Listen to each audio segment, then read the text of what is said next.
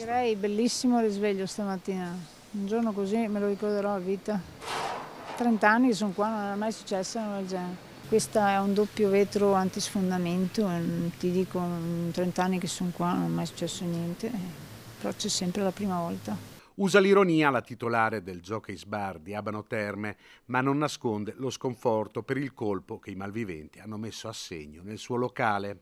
Un boato fortissimo alle 5 ha scosso la notte di Abano Terme. Qui in centro un furgoncino usato come ariete è stato lanciato contro la vetrina del bar che vedete alle mie spalle.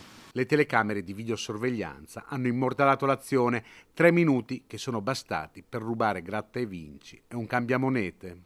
In 3 minuti fanno la spaccata e il danno lo fa in un minuto e in tutto in 3 minuti portano via quello che vogliono, insomma, portato via poco perché appunto il tempo era quello che è, però sono riusciti lo stesso. Il locale si trova in via Previtale, vicino al centro del comune termale e nelle vicinanze dell'osteria Cacio e Pepe, dove 2 anni fa esplose una bombola del gas distruggendo il locale. Il bottino è ancora da quantificare, ma è sicuramente inferiore ai danni che la struttura del locale ha subito.